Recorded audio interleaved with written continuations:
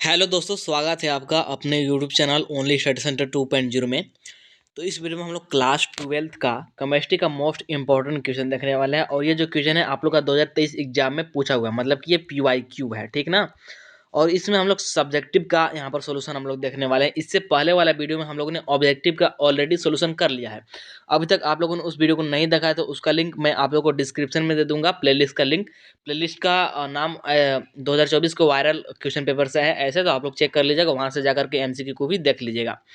और इसमें हम लोग सब्जेक्टिव को डिस्कस करने वाले हैं। चलिए वीडियो को स्टार्ट करते हैं। और वीडियो को स्टार्ट करने से पहले हमारे चैनल पर नया है तो चैनल को सब्सक्राइब करके जरूर रख लीजिएगा। साथ ही बेल आइकन को भी प्रेस कर लीजिएगा और वीडियो को अपने दोस्तों के पास एक बार शेयर जरूर कर दीजिएगा। चलिए वीडियो को स्टार्ट कर देते हैं और एक एक करके डिस्कस करेंगे। ये 2023 का ओरिजिनल क्वेश्चन पेपर जो 2023 में पूछा गया था, तो हम लोग यहाँ पर इसका देखने वाले हैं सॉल्यूशन, ठीक है। देख लीजिए। तो सबसे पहला क्वेश्चन क्या पूछा गया था कि what is the unit of first order rate constant. What is the unit of first order rate constant, मतलब कि प्रथम कोटि अभिक्रिया के लिए वेग स्थिरांक की इकाई क्या होगी। जो फर्स्ट ऑर्डर रिएक्शन होता है, ठीक, या फिर फर्स्ट ऑर्डर जो भी बोल सकते हैं रिएक्शन, ठीक, तो उसका वेग स्थिरांक यानी कि रेट कांस्टेंट का वो भी क्या यूनिट यानी कि इकाई बताना। तो ये क्या होता है, सेकंड इनवर्स होता है। सेकंड इनवर्स आप लोग को याद रखना है, ठीक है। इसके बाद सेकंड क्वेश्चन की बात कर ले तो क्या है कि what is the geometry of complex. ये हमको दे रखा है, ठीक। कॉम्प्लेक्स क्या है, Ti है और होल में H2O का होल 6 है और 3+ है, ठीक। तो इसका हमको आकृति बताना है, संकुल की आकृति। तो इसका आकृति कैसा होता है, इसका आकृति होता है ऑक्टाहेड्रल यानी कि अष्टफलकीय, याद रखिएगा। इसके बाद आगे बात कर लेते हैं। आगे देख लीजिए, थर्ड नंबर वाला क्वेश्चन क्या पूछा गया है, which is the most electronegativity element in periodic table. आवर्त सारणी में सबसे अधिक विद्युत ऋणात्मक तत्व कौन सा है। ये एक प्रकार से देखा जाए तो 11th में भी आप लोग पढ़ चुके हैं, तो 11th का ये क्वेश्चन लग रहा है, ठीक है, लेकिन 12th में पूछा है तो अच्छी बात है। आवर्त सारणी में सबसे अधिक विद्युत ऋणात्मक तत्व कौन सा है, ठीक है ना, ये हमको बताना है। तो आप लोग को क्रम याद होगा कैसे होता है। सबसे ज्यादा होता है फ्लोरीन का, इसके बाद किसका होता है, इसके बाद होता है ऑक्सीजन का, इसके बाद होता है किसका, इसके बाद होता है नाइट्रोजन का, इसके बाद होता है किसका, कार्बन का। तो सबसे ज्यादा होता है फ्लोरीन, फिर ऑक्सीजन, फिर नाइट्रोजन और फिर कार्बन, ठीक है। तो इस प्रकार से होता है क्या, विद्युत ऋणात्मक हिंदी में बोलते हैं ना और इंग्लिश में बोलते हैं इलेक्ट्रोनेगेटिविटी। इसका सीरीज मतलब कि क्रम होता है, ठीक। तो यहाँ पर सबसे अधिक पूछा है, मतलब कि सबसे ज्यादा किसका होगा, फ्लोरीन का। तो यहाँ पर देख लीजिए फ्लोरीन यहाँ पर आंसर में है भी, तो इसका आंसर हो जाएगा आप लोग का फ्लोरीन। इसके बाद बात कर लेते हैं। तो नेक्स्ट देख लीजिए, 4 नंबर वाला क्वेश्चन क्या है, 4 नंबर वाला कि right the electronic configuration of CO2+। तो CO2+ का क्या लिखना है, यानी कि कोबाल्ट 2+ का हमको इलेक्ट्रॉनिक विन्यास लिखना है। बहुत ही सिंपल क्वेश्चन पूछा था। तो बस आप लोग को इसका क्या होना चाहिए, परमाणु क्रमांक पता होना चाहिए, यानी कि एटॉमिक नंबर पता होना चाहिए कितना होता है। तो कोबाल्ट का कितना होता है, कोबाल्ट का 27 होता है। और यहाँ पर बोल दिया 2+, मतलब कि यहाँ से 2 इलेक्ट्रॉन निकल जाएंगे, तो 2 इलेक्ट्रॉन निकल जाएंगे तो 25 बच जाएगा हमारे पास, 25 बच जाएगा क्योंकि 2+ है, कोबाल्ट 2+, ठीक। तो 25 हमारे पास इलेक्ट्रॉन कुल मतलब बचेंगे। तो बस इसका इलेक्ट्रॉनिक विनाश कर देना। कैसे करेंगे, 1s2 2s2 फिर 2p6 फिर हो जाएगा 3s2 3p6 और 3d7। तो ये हो जाएगा आप लोग का इलेक्ट्रॉनिक विनाश। काउंट करके देख सकते हैं, 2 2 4 और 6 यहाँ पर हो जाएगा 10 और ये 12 और ये 18 और 18 और 7 कितना हो जाएगा 25। आप लोग काउंट करके भी देख सकते हैं, ठीक है। इसके बाद बात कर लेते हैं नेक्स्ट क्वेश्चन का। नेक्स्ट क्वेश्चन देख लीजिए क्या है कि नेम 2 न्यूक्लिक एसिड्स। 2 न्यूक्लिक अम्ल के नाम बताइए। तो आप लोग जानते होंगे DNA और RNA दोनों क्या है हमारी, ये न्यूक्लिक एसिड है। फिर है कि राइट द क्या है, मोनोमर्स ऑफ ब्यूना एस। तो ब्यूना एस के एकलक का नाम बताना है। तो ब्यूना एस के एकलक का नाम तो ये होता है आप लोग का ब्यूटाडीन और स्टाइरिन। ब्यूटाडीन और स्टाइरिन दोनों ही होता है, तो आप लोग यहाँ पर इसको लिख सकते हैं, ठीक है। वो भी 1,3 ब्यूटाडीन और स्टाइरिन, 1,3 ब्यूटाडीन और स्टाइरिन होगा, ठीक है। इसके बाद बात कर लेते हैं नेक्स्ट क्वेश्चन का, जो कि क्या है, नेम एनी वन एंटासिड। किसी एक प्रति अम्ल का नाम बताना ना, प्रति अम्ल का। तो क्या हो सकता है, यहाँ पर हो सकता है आप लोग का रैनी टीनिन, जिसको कि हम लोग क्या बोलते हैं, जेंटेक बोलते हैं, जेंटेक, ठीक। और में या तो आप लोग ये लिख सकते हैं या फिर क्या लिख सकते हैं, या फिर आप लोग लिख सकते हैं सीमेटिड सीमेटिडिन लिख सकते हैं, सीमेटिडिन सीमेटिडिन लिख सकते हैं, ठीक है, सीमेटिडिन। या फिर आप लोग लिख सकते हैं NaHCO3 या फिर लिख सकते हैं MgOH का होल 2 या फिर लिख सकते हैं OH का और सिर्फ एक का नाम पूछा था, तो यहाँ पर सभी का मतलब बहुत सारे का नाम लिखा गया है। आप लोग को किसी एक का नाम लिखना होगा यदि ये क्वेश्चन आता है तो, ठीक है। और प्रीवियस ईयर से बहुत सारे क्वेश्चन रिपीट होते हैं, इसलिए आप लोग को ये करना जरूरी है। इसके बाद यहाँ से सेक्शन बी स्टार्ट होता है, जो कि कौन से 3 मार्क्स वाला क्वेश्चन है। तो सबसे पहले देख लीजिए, ये आप लोग का चैप्टर नंबर 1 से है, सॉलिड स्टेट से पूछ रहा है। शॉर्टकी दोष तथा फ्रेंकल दोष में विभेद करें, यानी कि differentiate between Schottky and Frenkel defect. इस बार तो आप लोग का सॉलिड स्टेट से क्वेश्चन नहीं आएगा, इस बार सॉलिड स्टेट से क्वेश्चन नहीं आएगा, क्योंकि मैंने आप लोग को ब्लूप्रिंट बताया, तो ब्लूप्रिंट में भी देख सकते हैं या फिर मॉडल पेपर को भी देख सकते हैं। सॉलिड स्टेट से एक भी क्वेश्चन नहीं डाला, ना तो ऑब्जेक्टिव ना ही सब्जेक्टिव, तो आप लोग का सॉलिड स्टेट से इस बार क्वेश्चन आ नहीं रहा है, तो इसको बताने के यहाँ पर कोई मतलब है नहीं। लेकिन फिर भी यदि आप लोग को पढ़ना है तो मैं पीडीएफ को टेलीग्राम ग्रुप में सेंड कर दूंगा, वहाँ से आप लोग डाउनलोड करके इसको पढ़ लीजिएगा। यहाँ पर बताने का इसका कोई मतलब निकल नहीं रहा है, क्योंकि आप लोग को ये टाइम वेस्ट होगा, ठीक। आप लोग चाहे तो खुद से पढ़ लीजिएगा, क्योंकि मैं ये नहीं बता रहा हूँ, क्योंकि मैं जानता हूँ कि ये नहीं आएगा। आप लोग का जो भी मैंने ब्लूप्रिंट बताया या फिर मॉडल पेपर है, उसमें फर्स्ट चैप्टर से क्वेश्चन डाला ही नहीं है, तो आप लोग समझ गए होंगे। इसके बाद चलिए नेक्स्ट क्वेश्चन की बात कर लेते हैं। नेक्स्ट क्वेश्चन देख लीजिए, न्यूमेरिकल है, बहुत ही प्यारा सा न्यूमेरिकल है। क्या है कि the vapour pressure of pure benzene at a certain temperature is 0.850 बार, ठीक। ये हमको वेपर प्रेशर दे रखा है बेंजीन का एट अ सर्टेन टेम्परेचर, ठीक, याद रखिएगा।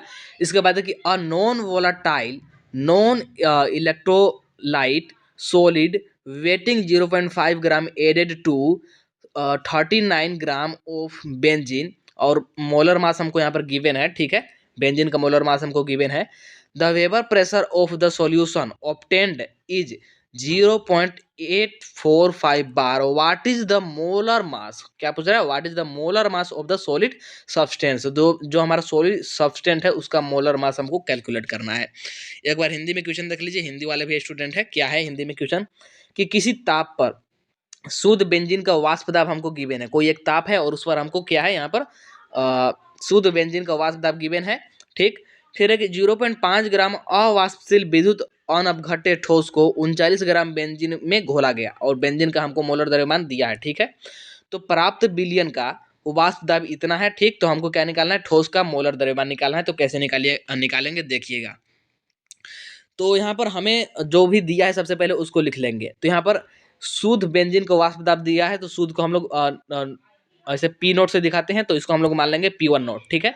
तो इसको हम लोग P1 नोट मान लेंगे। थोड़ा सा इसको मैं जूम करता हूँ, इसके बाद आप लोग को यहाँ पर दिखेगा, देख लीजिए।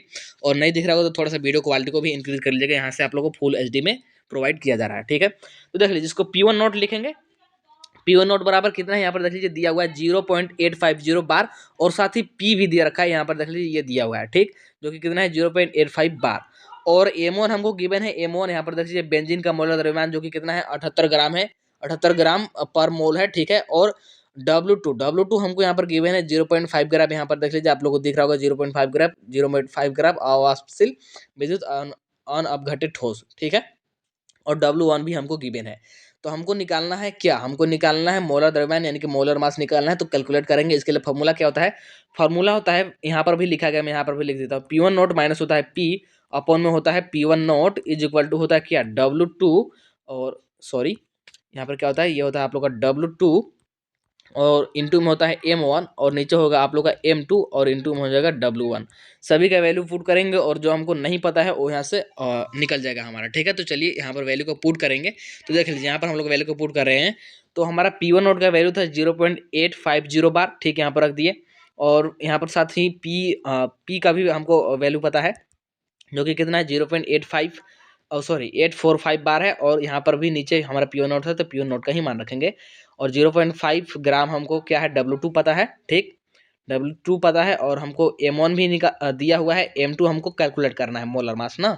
और इसके बाद नीचे देख सकते हैं, नीचे हमको एक और चीज़ गिवन है, क्या, यहाँ पर देख लीजिए हमको W1 गिवन है, ठीक है, W1 गिवन है। तो बस इसको कैलकुलेट करेंगे, आप लोग कैलकुलेट कर सकते हैं। हमको निकालना है M2, तो इसको यहाँ पर माइनस कर करके इसको उधर गुना कर देंगे, और इसको नीचे ले आएंगे, और M2 को इधर कर देंगे। तो यहाँ पर आप लोग का निकल करके ये आ जाएगा। कैलकुलेशन आप लोग करके देख लीजिएगा, कैलकुलेशन जरूर कीजिएगा, खुद से कैलकुलेशन कीजिएगा, क्योंकि आपको फाइनल बोर्ड एग्जाम में भी खुद से ही कैलकुलेशन करना पड़ेगा, ठीक है। तो कैलकुलेशन करके देख लीजिएगा, M2 का वैल्यू निकल कर आ जाएगा 170 ग्राम पर मोल, ये निकल के आ जाएगा, ठीक है। आप लोग का इतना निकल के आ जाएगा। तो कैलकुलेशन एक बार जरूर कीजिएगा, आप लोग को वीडियो को स्टॉप करके भी कैलकुलेशन कर सकते हैं। नेक्स्ट बात करते हैं, नेक्स्ट है 10 नंबर वाला क्वेश्चन। देखिएगा क्या दिया हुआ है 10 नंबर वाला द्रव रागी एवं द्रव रागी एवं द्रव विरागी सॉल्व क्या होते हैं, उदाहरण सहित व्याख्या करें। एक तो है द्रव रागी और एक है द्रव विरागी, ठीक, रागी और विरागी, और ये दोनों सोल्व क्या होते हैं एग्जाम्पल के साथ एक्सप्लेन करना है, ठीक है। तो चलिए हम लोग इसको देखते हैं यहाँ पर क्या क्या है। तो देख लीजिए सबसे लायोफिलिक कोलाइड्स, लायोफिलिक्स कोलाइड्स क्या है, तो देख लीजिए the the colloidal solution in which the, इसको मैं थोड़ा सा और छोटा करूँ, यहाँ पर देखिएगा, the particle of the dispersed phase have a great affinity for the dispersion medium are called lyophilic colloids. They are reversible. Examples है इसका, एग्जाम्पल्स देख लीजिए, सोल्स ऑफ गम हो गया, या फिर बोल सकते हैं गैलाटीन बोल सकते हैं, या फिर स्टार्च, ये सभी हमारे इसके एग्जाम्पल है। और अगर देखें लायोफोबिक कोलाइड्स का, तो the colloid solution in which the particle of the dispersed phase have no affinity for the dispersion medium are called lyophobic colloids। they are क्या है, ई रिवर्सेबल। एग्जाम्पल के लिए हो जाएगा solution of metal like AU, यानी कि हो जाएगा आप लोग का एयू को बोलते हैं हम लोग सोना, और हो जाएगा आप लोग का ferric hydroxide, metal sulphate etc.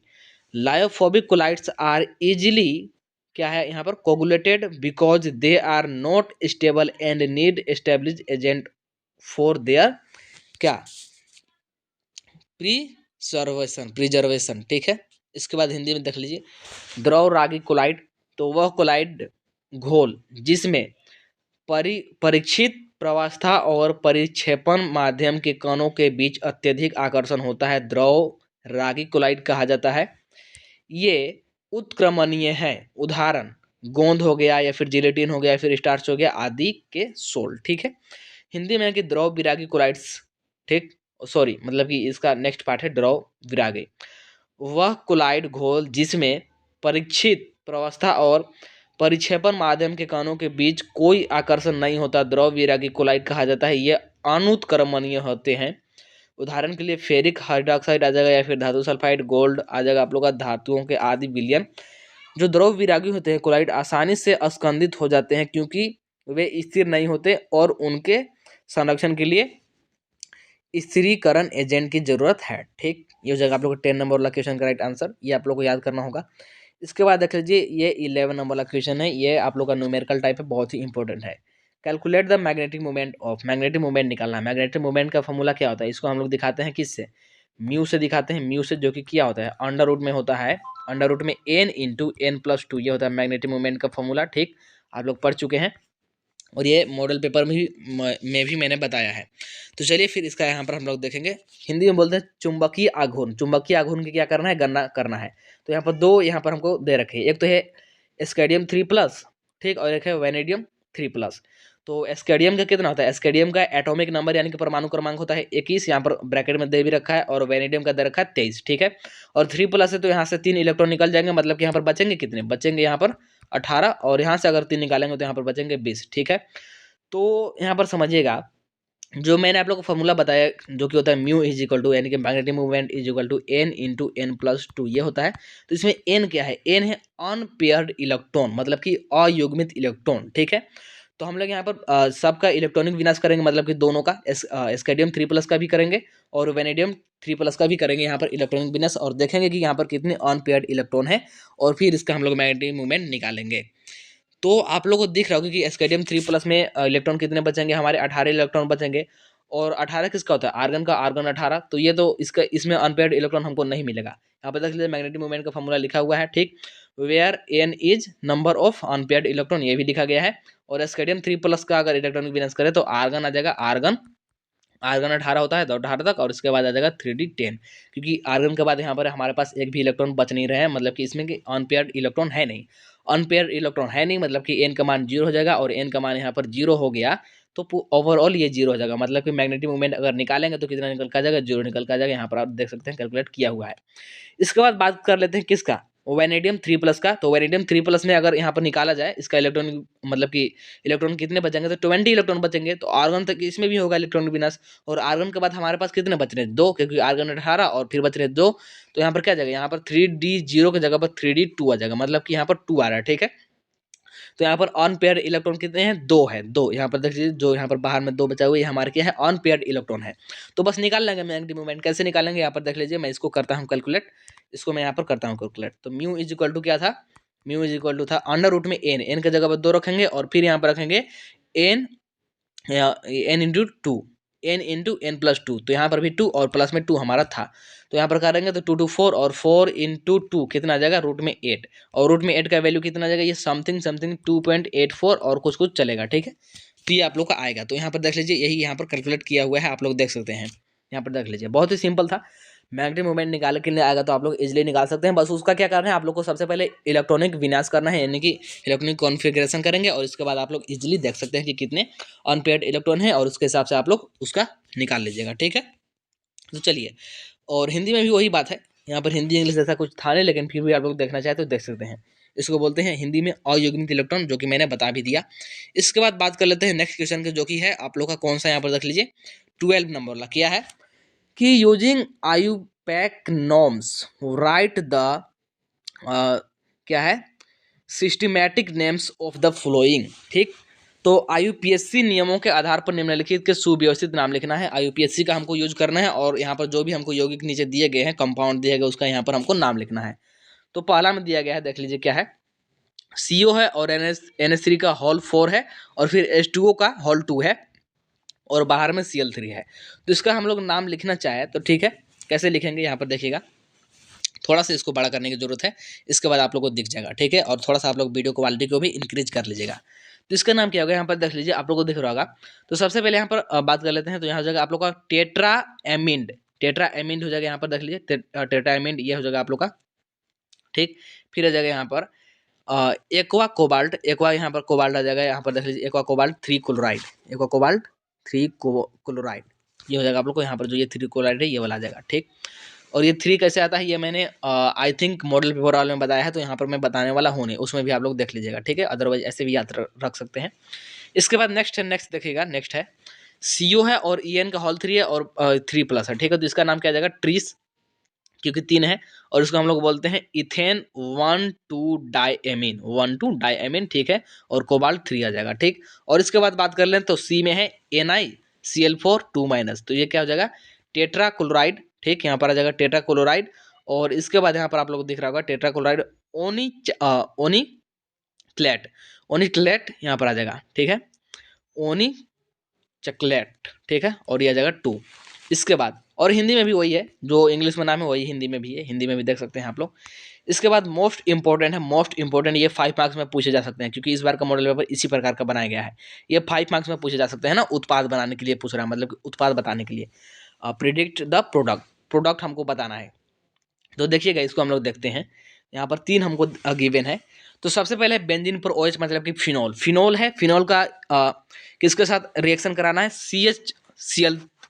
CHCl3, और किसके उपस्थिति में, एक्वस NaOH, ठीक है, मतलब कि जलीय NaOH के साथ। तो क्या हो जाएगा, यहाँ से आप लोग का इस पर जाकर के, यहाँ पर आप लोग का जो यहाँ पर है क्या, ऑर्थो पर जाकर क्या लग जाएगा, CHO लग जाएगा ऑर्थो पर जाकर के। यहाँ पर आप लोग देख सकते हैं, नीचे आप लोग को दिख रहा होगा, यहाँ पर देख लीजिए, ऑर्थो पर कुछ नहीं होगा, ऑर्थो पर जाकर के यहाँ पर लग जाएगा CHO, ठीक है, CHO ग्रुप लग जाएगा। तो सिंपल सा आप लोग को बन जाएगा ये, ठीक है। और इसके बाद नेक्स्ट बात कर ले तो देख लीजिए, सिंपल बेंजीन गिवन है, और CH3COCl, और इस किसके उपस्थिति में, तो एनहाइड्रस AlCl3, इसके उपस्थिति में हमको कराना है। तो क्या होगा, यहाँ पर आप लोग का COCH3 जाकर के लग जाएगा, ये COCH3, और यहाँ पर ये जो Cl है, ये बाहर निकल जाएगा, हमारा CO बाहर निकल जाएगा, और ऑर्थो पर आकर के लग जाएगा यहाँ पर COCH3, ठीक है, सिंपल तरीके से।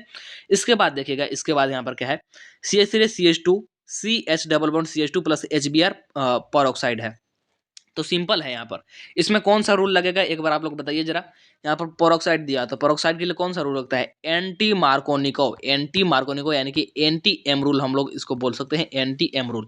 NT-M रूल क्या बोलता है कि हाइड्रोजन वहां पर जाएगा जहां पर हाइड्रोजन काम है, मतलब कि ये हाइड्रोजन यहाँ पर जाएगा और कोई भी, और सबसे पहले तो ये समझिए कि बॉन्ड कहाँ पर टूटेगा, जहाँ पर डबल बॉन्ड है वहीं पर बॉन्ड टूटेगा, ठीक है, यहाँ पर बॉन्ड टूटेगा, यहाँ पर डबल बॉन्ड है तो यहाँ पर बॉन्ड टूटेगा, और हाइड्रोजन वहाँ जाएगा जहाँ पर हाइड्रोजन कम है, मतलब कि हाइड्रोजन यहाँ पर जाएगा, और जो भी हमारा इलेक्ट्रोनेगेटिविटी वो कहाँ पर जाएगा, जहाँ पर कि हाइड्रोजन ज़्यादा है, मतलब कि ये यहाँ पर आएगा। और सिंपल तरीके से यहाँ पर देख सकते हैं CH3 CH2 और यहाँ पर CH था तो एक H और आ जाएगा, तो यहाँ पर बन जाएगा CH2, ठीक, और CH2 यहाँ पर और एक Br आकर के लग जाएगा, तो यहाँ पर सिंपल ND-M रूल के हिसाब से आप लोग का प्रोडक्ट बन करके तैयार हो जाएगा, ठीक है, तो समझ गए होंगे। तो ये हो जाएगा आप लोग यहाँ पर 30 नंबर वाला कंप्लीट। इसके बाद देख लीजिए 40 नंबर वाला, 40 नंबर वाला की भी आने के चांस है आप लोग का, क्योंकि इस प्रकार का भी क्वेश्चन आप लोग का मॉडल पेपर में पूछा गया। क्या है कि how will you bring about the flowing, क्या है, ट्रांसफॉर्मेशंस, निम्नलिखित परिवर्तनों को आप कैसे करेंगे, यहाँ पर बताना है। तो हम लोग अभी देखेंगे कि इसको कैसे करना है। पहला है बेंजीन टू नाइट्रोबेंजीन, मतलब कि बेंजीन से क्या बनाना है, हमको नाइट्रोबेंजीन बनाना है, और फिर है इथेन से इथेन नाइट्राइल टू क्या है, इथेन एमीन, मतलब कि इथेन नाइट्राइल से इथेन एमाइन बनाना है, और फिर टोल्यूइन टू बेंजोनोइक एसिड, और फिर टोल्यूइन से बेंजोनोइक एसिड बनाना है। तो ये हमको 3 यहाँ पर गिवन है, और इन लोग को हमको कैसे मतलब कि चेंज करेंगे, ठीक, कैसे कन्वर्ट करेंगे, कैसे ट्रांसफॉर्मेशन करेंगे, यहाँ पर हम लोग देख लेते हैं। तो देख लीजिए कैसे करेंगे। तो सबसे पहले हमको क्या था, सबसे पहले हमको बोला था बेंजीन से नाइट्रोबेंजीन बनाना है ना, तो ये हमारा सिंपल बेंजीन है यहाँ पर, सिंपल बेंजीन है यहाँ पर आप लोग को देख रहे हैं, और इससे हमको बनाना है क्या, नाइट्रोबेंजीन। नाइट्रोबेंजीन ये होता है हम लोग यहाँ पर NO2 लगा देते हैं तो उसी को बोलते हैं नाइट्रोबेंजीन, ठीक। तो क्या करेंगे, कुछ नहीं करेंगे, सिंपल यहाँ पर कैटलिस्ट लगा देना है, जो हमको क्वेश्चन में बोला है, और उससे जो बनाना है सबसे पहले आप लोग ये लिखेगा, किससे क्या बनाने के लिए बोला वो सबसे पहले हम लोग लिख लेंगे। तो बेंजीन से बोला था हमको नाइट्रोबेंजीन, तो लिख लेंगे बेंजीन, और प्रोडक्ट के रूप में लिख लेंगे नाइट्रोबेंजीन। अब बीच में आप लोग को सोचना है कि हमको यहाँ पर कैटलिस्ट या फिर किसके साथ रिएक्शन कराना है, ठीक। तो यहाँ पर कंसंट्रेटेड HNO3 देंगे, किसके उपस्थिति में, कंसंट्रेटेड H2SO4 की उपस्थिति में। तो यहाँ से NO2 निकलता है, ठीक, NO2, और वही NO2 यहाँ पर आकर के लग जाता है। तो सिंपल तरीके से आप लोग यहाँ पर बन जाएगा नाइट्रोबेंजीन, ठीक है। और सेकेंड वाले में क्या बोला था, सेकेंड वाले में देख लीजिए, सेकेंड वाले में बोला था इथेन नाइट्राइल से इथेन अमाइड बनाना है ना, इथेन नाइट्राइल से। तो देख लीजिए इथेन नाइट्राइल ये होता है C ट्रिपल बॉन्ड N होता है ना, ठीक। तो इथेन नाइट्राइल हो गया, और इससे हमको बनाना था इथेन एमाइड, ठीक। तो कुछ नहीं करेंगे, H2 मतलब कि हाइड्रोजन और निकल की उपस्थिति में दे देंगे, हाइड्रोजन किसकी उपस्थिति में, निकल की उपस्थिति में। तो यहाँ से आप लोग का बॉन्ड टूटेगा, ठीक, यहाँ से बॉन्ड टूटेगा, और यहाँ पर आप लोग का आकर के लग जाएगा, एक H इधर लगेगा और एक H इधर लग जाएगा, ठीक है। तो यहाँ पर बन जाएगा आप लोग का CH2 और इधर NH2, ठीक है, बॉन्ड टूट करके यहाँ पर लग जाएगा सिंपली। इसके बाद थर्ड वाले में बोला था टोलुइन से बेंजोइक अम्ल, ठीक, टोलुइन से बेंजोइक अम्ल।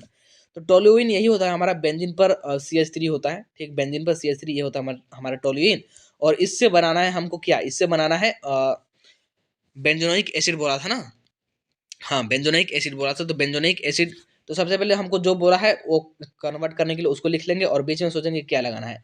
तो यहाँ पर आप लोग को स्ट्रॉन्ग लगाना पड़ेगा, स्ट्रॉन्ग बोल सकते हैं स्ट्रॉन्ग बेस। तो KMNO4 लगा देंगे OH के उपस्थिति में, OH माइनस की उपस्थिति में, ठीक। तो इस प्रकार से आप लोग का हो जाएगा। इसके बाद आ जाते हैं सेक्शन C में, देख लीजिए सेक्शन C में। तो देख लीजिए यहाँ पर सबसे पहले है न्यूमेरिकल टाइप है, न्यूमेरिकल टाइप देख लीजिएगा क्या है, 4th नंबर चैप्टर से।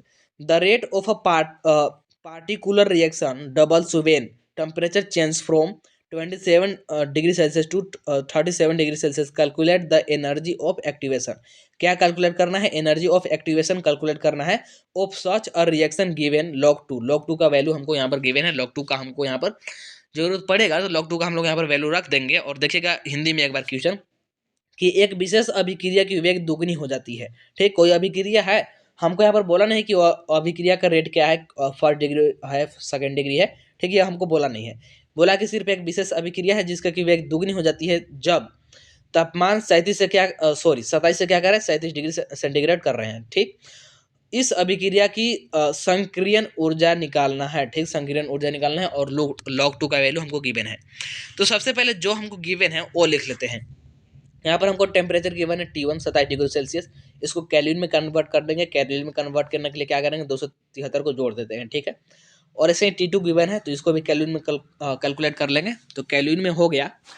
तो अब हमसे यहाँ पर बोला है कि अभिक्रिया की वेग दुगनी हो जाती है, मतलब कि डबल हो जाती है। पहले अगर मान ले, पहले हमारा R1 था, ठीक, और मान लीजिए कि बाद में हमारा R2 है, ठीक, R2 है तो 2R1 R2 के बराबर है, मतलब कि इसका दोगुना ये है, ठीक, दोगुना हो जाता है तो वही बात हो गया, ठीक। या तो आप लोग ऐसे लिख सकते हैं या फिर ऐसे लिख सकते हैं, चाहे तो यहाँ पर R1 बराबर लिखेंगे R2/2 ऐसे लिख सकते हैं, ठीक। तो आप लोग जैसे चाहे वैसे मतलब लिख सकते हैं। यहाँ पर ऐसे लिखा गया है, यहाँ पे देख लीजिए R2 = 2R1 ऐसे लिखा गया, तो आप लोग ऐसे भी लिख सकते हैं, ठीक है। तो ये हमको क्वेश्चन में ही बोला है, तो ऐसे ही अगर K2 का देखा जाए तो K2 = क्या जाएगा, K2 = 2K1 और K2/K1 अगर निकाला जाए तो K1 के नीचे ले लेंगे तो यहाँ हमारा 2 बच जाएगा। अब संकीर्ण ऊर्जा यानी कि एक्टिवेशन एनर्जी हम लोग जिसको डिनोट करते हैं EA से, ठीक है। तो इसके लिए फॉर्मूला हम लोग लगाएंगे, क्या होता है log K2/K1 बराबर होता है EA अपॉन में 2.303 R और अपॉन में T1 माइनस 1 में T2, ठीक।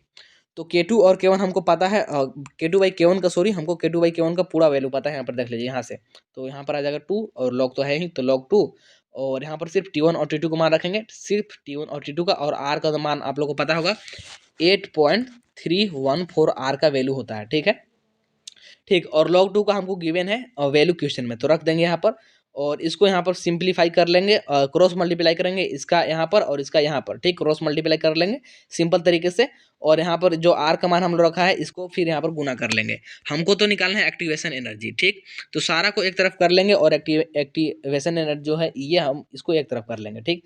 तो ये इधर जाकर के मल्टीप्लाई हो जाएगा, यहाँ जाकर के मल्टीप्लाई हो जाएगा और ये तो हमारा है ही, और इसको अंदर का मतलब कि कैलकुलेट करेंगे तो इतना निकल कर आ जाएगा, तो ये हमको निकालना है। तो ये क्या आ जाएगा, एक जीरो से एक जीरो सबसे पहले यहाँ पर कैंसिल कर दीजिएगा और ये जो हमारा अपोन में है ये उधर जाकर के गुना हो जाएगा, तो ये इतना आ जाएगा, ठीक। और जब कैलकुलेट कर लेंगे तो ये आप लोग का ओवरऑल इतना निकल के आ जाएगा, और ये किलो जूल में है, ठीक है, आप लोग जूल में भी छोड़ सकते हैं। तो इस प्रकार से मतलब कैलकुलेट करना है। इसके बाद देख लीजिए 16 नंबर वाला, तो 16 नंबर वाला यदि आप लोग देखते हैं तो यहाँ पर पूछ रहा है हैबर प्रक्रम, तो हैबर प्रक्रम को देखते ही आप लोग को ये पता चल गया कि ये आप लोग का P ब्लॉक से है, जो P ब्लॉक चैप्टर है ये उससे है, और P ब्लॉक से इस बार क्वेश्चन नहीं पूछे जाएंगे, ये भी आप लोग को पता होगा, मैंने ब्लूप्रिंट बता रखा है, P ब्लॉक से इस बार भी क्वेश्चन नहीं आ रहे, तो इसका मतलब कि ये क्वेश्चन करने का भी कोई मतलब नहीं निकल रहा है, लेकिन फिर भी मैंने बताया कि यदि आप लोग को पढ़ने का मन ही है तो मैं PDF को टेलीग्राम ग्रुप में सेंड कर दूंगा, वहाँ से आप लोग देख लीजिएगा, ठीक है। इसको मैं नहीं करा रहा हूँ, ठीक है, P ब्लॉक से क्योंकि आने वाला नहीं है तो उसको कराने का कोई मतलब है नहीं। और ऐसे ही आप लोग इसको देखेंगे तो ये भी आप लोग का P ब्लॉक से ही स्ट्रक्चर ड्रॉ करने के लिए है, स्ट्रक्चर ड्रॉ करने के लिए ये भी P ब्लॉक से है, तो ये भी इस बार नहीं आएगा, ठीक है। तो इसको भी करने की कोई जरूरत नहीं है, लेकिन फिर भी आप लोग देखना चाहे तो PDF को मैं सेंड कर दूंगा, उसके लिए आप लोग को टेंशन नहीं लेना, ठीक है। चाहे तो देख लीजिएगा, लेकिन मैं इसको यहाँ पर नहीं करा रहा हूँ क्योंकि ये टाइम वेस्ट है, ठीक। नेक्स्ट बात कर ले तो नेक्स्ट क्वेश्चन की, हाँ, तो 18 नंबर बोला, देख लीजिए 18 नंबर बोला क्या है कि right short notes on the flowing, ये इंपॉर्टेंट है, इस प्रकार का आपके मॉडल पेपर में है और ये आ सकता है। शॉर्ट नोट्स लिखना है ना, तो निम्नलिखित पर संक्षिप्त टिप्पणी लिखिए। सबसे पहले है एल्डोल, क्या है कंडेंसेशन यानी कि एल्डोल संघनन के बारे में लिखना है। इसके बाद है विलियमसन सिंथेसिस यानी कि विलियमसन संश्लेषण, और फिर है क्या है कार्बाइल एमीन रिएक्शन यानी कि कार्बाइल एमाइन रिएक्शन, ठीक। इनके बारे में शॉर्ट नोट्स लिखना है, तो यहाँ पर देख सकते हैं इसके बारे में शॉर्ट नोट्स लिखा हुआ है। देख लीजिए एल्डोल कंडेंसेशन क्या होता है कि carbyl compounds having at least alpha hydrogen होना चाहिए जिसके पास, ठीक है, ऐसा कार्बाइल कंपाउंड जिसके पास अल्फा हाइड्रोजन होना चाहिए, unit together in the presence of dilute base, ठीक, डाइल्यूट बेस के साथ में condensate to form beta hydroxy aldehyde और कीटोन नोन एज एल्डोल। इसी को हम लोग क्या बोलते हैं, इसी को बोलते हैं हम लोग एल्डोल। ये देख लीजिए यहाँ पर हम यहाँ पर ये रिएक्शन दिया गया है, आप लोग इसको देख लीजिएगा, ठीक है, देख सकते हैं। और ऐसे ही फिर पूछा था हमसे किसके बारे में, विलियमसन सिंथेसिस यहाँ पर देख लीजिए विलियमसन सिंथेसिस क्या है, Williamson synthesis this is the general method of preparation of ether. ये क्या है, जनरल मेथड है किसका प्रिपरेशन करने का, ईथर का ना, यहाँ पर हमको बोल रखा है ईथर। इसके बाद in this reaction alkyl halide is heated with alcoholic sodium और पोटेशियम अल्कोक्साइड टू फॉर्म क्या है कॉरस्पॉन्डिंग ईथर। तो हम लोग क्या करते हैं, अल्काइल हाइलाइड को हीट करते हैं किसके साथ, एल्कोहलिक सोडियम या फिर पोटेशियम अल्कोक्साइड के साथ, ठीक। तो यहाँ पर ईथर बनता है और यहाँ पर ये रिएक्शन लिखा गया है, रिएक्शन को आप लोग देख सकते हैं, ठीक। इसके बाद बात कर लेते हैं थर्ड में बोला था, थर्ड में कार्बाइल एमीन रिएक्शन, ठीक है। ये होता है aliphatic and aromatic primary amine on heating with chloroform and ethanoic क्या है ethanolic potassium hydroxide form isocyanides और carbyl amines which are foul smelling substance secondary and tertiary amines do not show this reaction. और secondary और tertiary amines को अगर इसके साथ देखा जाए तो ये रिएक्शन नहीं देते हैं, ठीक। This reaction is known as carbyl amine reaction और आइसोसाइनाइड टेस्ट, और इसको आइसोसाइनाइड टेस्ट के भी नाम से जानते हैं, and is used as a test of primary amines, और प्राइमरी एमिन्स के ये टेस्ट के लिए भी यूज किया जाता है। और नीचे रिएक्शन दिया गया है RNH2 यानी कि प्राइमरी एमीन है, और प्लस में ये आप लोग का क्या है, ये आप लोग का क्लोरोफॉर्म, ठीक। और यहाँ पर ये 3KOH है, तो ये आप लोग का बन जाएगा RNC, और साथ में साइड प्रोडक्ट भी बनेगा। हिंदी में देख लीजिए एल्डोल संघनन है, इसको क्या बोलते हैं, अल्फा हाइड्रोजन वाले कार्बनिक यौगिक तनु क्षार, यहाँ पर क्षार होगा ना बेस, क्षार की उपस्थिति में संघनित होकर बीटा हाइड्रोक्सी एल्डिहाइड या कीटोन यानी एल्डोल का निर्माण करती है, तो उसी को हम लोग बोलते हैं एल्डोल संघनन। रिएक्शन वही होगा जो कि इंग्लिश में था, ठीक है। और हिंदी में मतलब कि अगर बी पार्ट की बात कर ले तो बी पार्ट में देख लीजिए कि विलियमसन संश्लेषण यानी कि ईथर बना विलियमसन संश्लेषण है, तो ईथर बनाने की सामान्य विधि विलियमसन संश्लेषण है। इस अभिक्रिया में एल्काइल हाइलाइड को एल्कोहलिक सोडियम या फिर पोटेशियम एल्कोक्साइड के साथ गर्म करने पर उपयुक्त ईथर प्राप्त होता है, ठीक। रिएक्शन दिया गया है। ऐसे ही कार्बन एमीन है, तो एलिफैटिक या तथा एरोमेटिक प्राथमिक एमीन क्लोरोफॉर्म और एथेनॉलिक पोटेशियम ऑक्साइड के साथ गर्म करने पर दुर्गंध युक्त पदार्थ आइसोसाइनाइड अथवा कार्बिल एमीन का विरेचन करती है। तो द्वितीयक एवं तृतीयक एमीन यह अभिक्रिया नहीं दर्शाती। इस अभिक्रिया को कार्बिल एमीन अभिक्रिया या अथवा इसको और क्या बोलते हैं, आइसोसाइनाइड परीक्षण कहते हैं, तथा यह प्राथमिक एमीनों के परीक्षण में प्रयुक्त होते हैं। रिएक्शन आप लोग नीचे देख सकते हैं। इसके बाद मोस्ट इंपोर्टेंट इस प्रकार का एक क्वेश्चन आपके फाइनल ब्लॉक एग्जाम में जरूर रहेगा, मॉडल पेपर में ये, और बहुत ही सिंपल होता है ये। क्या बोल रहा है कि define ABCD and in the flowing, हमको डिफाइन करना है, मतलब कि निम्नलिखित को पहचानना है। ABCD यहाँ पर दे रखा है, प्रोडक्ट के यहाँ पर हमको पहचानना है, ठीक। तो देख लीजिए सबसे पहले यहाँ पर एल्कीन है, ठीक है, एल्कीन है यहाँ पर, ठीक। तो देखिएगा मतलब कि डबल बॉन्ड है, तो CH2 डबल बॉन्ड CH2 है, इसको Br2 और H2O को उपस्थिति में रिएक्शन कराना है। Br2 H2O को उपस्थिति में, तो सबसे पहले A क्या बनेगा बताना है, और जो हमारा A बनेगा उसको फिर एक्वस KOH यानी कि जलीय KOH के साथ रिएक्शन कराना है, तो फिर B क्या बनेगा बताना है। तो देख लीजिए यहाँ पर यदि इसको करा रहे हैं, यदि इसको Br2 और H2O की उपस्थिति में करा रहे हैं तो कुछ नहीं होगा, यहाँ से डबल बॉन्ड टूटेगा, ठीक। यहाँ से डबल बॉन्ड टूटेगा और क्या होगा कि इसके साथ एक Br आकर के यहाँ पर जुड़ेगा और एक Br आकर के यहाँ पर जुटेगा। तो इस प्रकार से होगा, यहाँ पर आप लोग देख सकते हैं, यहाँ पर देख लीजिए इस प्रकार से हो जाएगा, एक Br इसके साथ और एक Br इसके साथ, दोनों के साथ जुड़ जाएगा, ठीक। और ये सेम प्रकार के बन जाएंगे। और फिर इसको एक्वस KOH के साथ अगर रिएक्शन किया जाए तो फिर यहाँ से Br4 मतलब कि बाहर निकल जाएगा Br, और फिर OH आकर के दोनों जगह पर लग जाएगा, OH आकर के लग जाएगा। तो सिंपल इस प्रकार से आप लोग को बन जाएगा। फाइनल देखिएगा यहाँ पर, आप लोग यहाँ पर साइड में दिख रहा होगा, इस प्रकार का आप लोग को बनेगा। यहाँ पर मैं इसको ऐसे करता हूँ, यहाँ पर देख लीजिए ये आप लोग का फाइनल बनेगा। इसके बाद बात कर ले नेक्स्ट बी पार्ट की बात कर लीजिए, क्या है, CH3 है, CH पर फिर Br है यहाँ पर, और फिर CH3 है, इसको एल्कोहलिक KOH के साथ गर्म करना है, मतलब कि रिएक्शन कराना है। तो यहाँ पर C प्रोडक्ट क्या बनेगा, और फिर इसको HBr और पेरोक्साइड के साथ में ट्रीट करना है, तो फिर D प्रोडक्ट क्या बनेगा बताना है। तो यदि इसको अगर हम लोग ऐसे बनाना चाहे तो ऐसे बना सकते हैं, CH3 है और यहाँ पर CH है और यहाँ पर Br है और यहाँ पर क्या है CH3 है, ठीक है।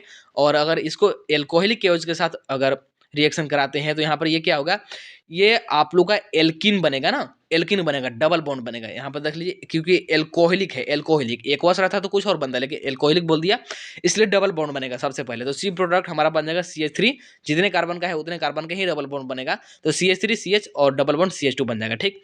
अब फिर है HBr पेरोक्साइड, तो यहाँ पर क्या लग जाएगा आप लोग का एंटी एम रूल, क्योंकि पेरोक्साइड दे रखा है, एंटी एम रूल, ये मैं 2 बार इसी सेशन में बता रहा हूँ, ठीक। एंटी एम रूल लगेगा यानी कि एंटी मार्कोनिकोव का रूल नियम। तो एंटी मार्कोनिकोव का नियम क्या होता है, अभी तुरंत मैंने आप लोग को बताया था कि सबसे पहले तो यहाँ पर आप लोग का डबल बॉन्ड टूटेगा, सबसे पहले डबल बॉन्ड टूटेगा और हाइड्रोजन वहां जाएगा जहां पर हाइड्रोजन कम है, और जो भी इलेक्ट्रोनेगेटिविटी वाला पार्ट है वो कहाँ जाएगा, जहाँ पर हाइड्रोजन ज्यादा है। तो इस प्रकार से आकर के जुड़ जाएगा, तो CH3 CH2 और CH2 के साथ में Br आकर के यहाँ पर लग जाएगा। तो ये हो जाएगा आप लोग का कौन सा, हमारा D प्रोडक्ट, ठीक। और एक और प्रोडक्ट आई थिंक पूछा है, हाँ एक और पूछा है जो कि E है, देख लीजिए क्या है, यहाँ पर देख लीजिए दिख रहा होगा आप लोग को, ये हमारा बेंजीन है और बेंजीन पर COCH3 है और इसको कॉन्सनट्रेटेड H2SO4 के साथ रिएक्शन कराना है और यहाँ पर हीट भी देना है, ठीक, हीट भी देना है। तो ई प्रोडक्ट क्या बनेगा बताना है, कुछ नहीं, बहुत ही सिंपल है, बहुत ही सिंपल। ये एज इट इज रहेगा और इसमें से क्या निकलेगा, इसमें से निकलेगा SO3H माइनस, ठीक है। और ये जाकर के आप लोग का लगेगा कहाँ पर, ये आप लोग का जगह ये आप लोग का जाकर के लगेगा यहाँ पर, देख लीजिए यहाँ पर आप लोग को दिख रहा होगा। ऑर्थो इसको बोलते हैं और इसको बोलते हैं मेटा, इसको बोलते हैं पैरा, मतलब कि ये मेटा पर जाकर कर लगेगा, ठीक है, मेटा पर जाकर कर लगेगा। तो ये आप लोग का ई प्रोडक्ट बनेगा। तो सिंपल था, इस प्रकार को आप लोग ज़्यादा प्रैक्टिस कीजिएगा, इस प्रकार के क्वेश्चंस को आप लोग ज़्यादा प्रैक्टिस कीजिएगा, क्योंकि 5 मार्क्स में इस प्रकार के क्वेश्चन जरूर आएंगे। तो यहाँ पर आप लोग का कंप्लीट हो जाता है PYQ, ठीक है। यहाँ पर सब्जेक्टिव कंप्लीट हो गया। इस PDF को मैं थोड़ा देर बाद टेलीग्राम ग्रुप में सेंड कर दूंगा वीडियो अपलोड होने के बाद। और आप लोग MCQ अभी तक नहीं किए तो कर लीजिएगा, क्योंकि उसका आप लोग को लिंक डिस्क्रिप्शन में मिल जाएगा, ठीक है। तो चलिए फिर मिलते हैं नेक्स्ट वीडियो में। वीडियो पसंद आया हो तो लाइक जरूर कर दीजिएगा, चैनल को सब्सक्राइब कर जरूर रख लीजिएगा। चलिए फिर मिलते हैं नेक्स्ट वीडियो में।